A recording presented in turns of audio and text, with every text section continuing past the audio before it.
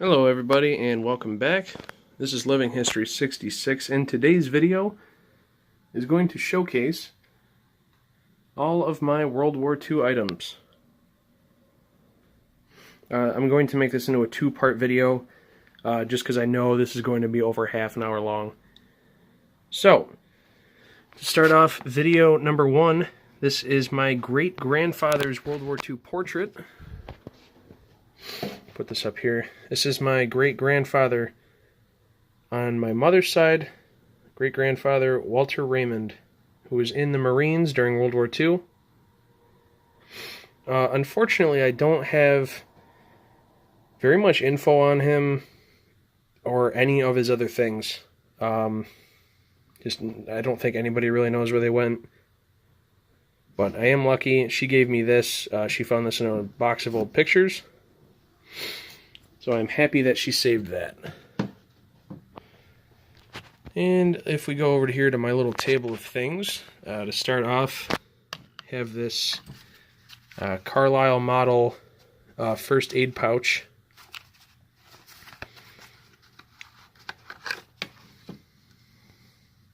This is unopened also, and I don't think I'm going to open it. I think I'm going to keep this sealed. And maybe I'll buy an open one and display that. And right here we have just a postcard that I found for $1. I don't know if this is from World War II or not. This is from a museum in North Carolina, so I thought that was pretty cool. Right here we have, these are all of my World War II rations. I have 6 book 4s, 6 or 7 actually. The interesting thing about this one, George R. Bard, you can see this book 4 belonged to him. If we flip to the back though, most of the stamps are gone. Sugar Ration Book by Donna Marie Bard, so I'm assuming these were husband and wife. Quincy Street in Jordan, New York, which I actually used to live in Jordan, New York, not too long ago, and Quincy Street was actually right down the road from where we had lived. So I found this at an antique store, and I couldn't resist picking this up, just because it was right down the street from where I used to live. Moving on, we have a couple Sugar Ration books from Keith and Jonna Michael. This side and this side were all bundled into this little leather points ration book holder, which if you look at the side here is just torn. So being very careful with this, but if we look, we have Robert Summer, we have Floyd Summer, Charles Summer, if we can get this up, there we go, Ruth Summer, Gertrude Summer, and I think that is it for the Summer family. But 1943 dated, pretty awesome. This, little book of rations belonged to the Summer family, who lived in Mohawk, New York. So again, a little bit of local history. And if I take these ones out very carefully, this is book 1. This belongs to Grace Little. And the same with her, book number 3, Grace Little. And I'm assuming that her husband owned the second pair, or maybe a brother. Grace Little's book 4. And if we flip this one over, we will see that William Little has his book 1 and his book 4. So very cool. Happy to have those. These were bundled with this right here. which is the enlisted man's cap. It doesn't have, it's missing the piece that goes up here in the top of the head to make it stand up, so it just kind of sags down. But nice condition hat, no tears or nothing in it. Brim is still pretty nice. It's got this deep gouge across the brim, but besides that, I did actually find a laundry number inside. Where is it? Right here. There we go.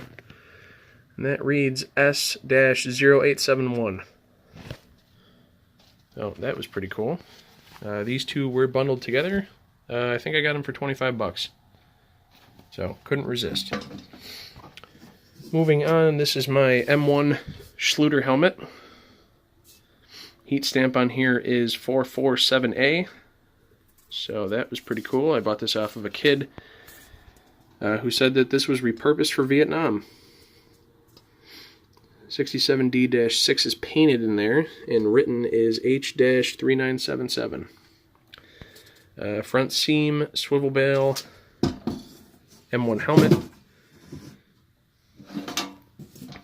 And right here, picked this up just last week. This is my M2 50 caliber ammo box in pretty rough condition, but I don't mind that stuff.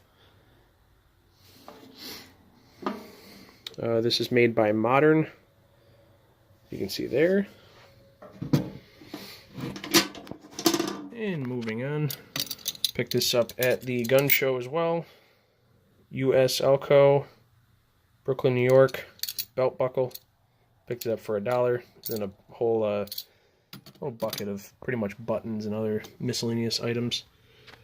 Right here is a 31st Fighter Group. You can see it's the size of a business card, roughly. Says that Sergeant D.C. Simmons is a member of this group. I'm not sure what the EM Club is. I found that at an antique store, and I looked up the veteran, and he actually enlisted right here in Syracuse. So I thought that was pretty cool. Moving on here, we have a can of foot powder that I actually found at a car show. A lot of vendors had, model cars and RC cars and Hot Wheels and other things like that. This guy actually had a small table of military items. So I picked this up for $5, and it is still about halfway full. Right here we have a small container of M1 rifle bore cleaner, made in Massachusetts. Do not use as a food container. Duly noted.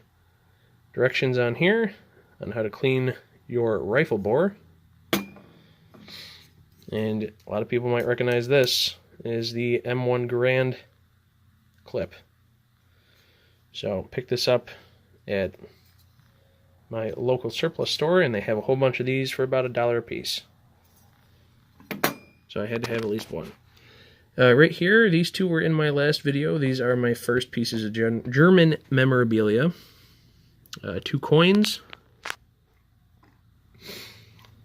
And moving down here are my medals, which we have. I also picked this up at the car show vendors table. The Asiatic Pacific Campaign medal in awesome shape.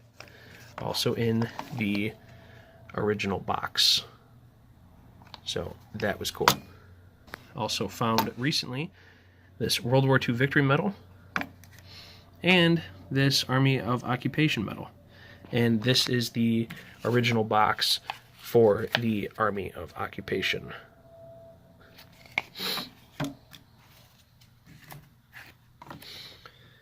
Moving on, we have this almost like parade style, little handout flag. 48 star original flag. Very cool. Happy to have that.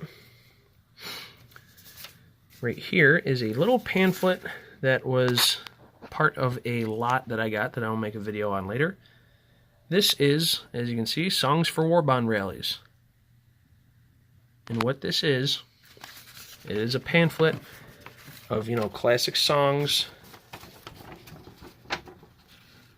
And they are tweaked a little bit for the war bonds. So I thought that was really cool. I haven't seen anything like this before. So that was bundled in with a whole bunch of other stuff, including these war ads. We'll go over those shortly. Down here, I found this for $6. An instruction manual for use in preparation for ratings of carpenter's mate and ship fitter, edition of 1944, from the Navy. $6, couldn't pass it up. Good size book, actually, still in its, well, a protective case. Right here is not something from World War II, but it is about World War II. And actually a really cool thing to see if you are a World War II fanatic like I am. This is Kiptopeke State Park, and it is located in Virginia. Beautiful place to go, especially during the summertime. And it's right on the beach of the Chesapeake Bay. And if you wish to, you can actually canoe out like we did, or kayak, onto the Chesapeake Bay Bridge, where they have a breakwater made up of old World War II concrete ships. I thought that was the craziest thing. So we canoed up there, we took some awesome pictures, and I couldn't help but grab this little pamphlet. This tells, you know, about why these ships were made out of concrete. This gives the names, the shipyard numbers, where they launched, when they were launched, where they went, if they sunk or wrecked or scuttled. Awesome, awesome pamphlet though, and a lot of information in these.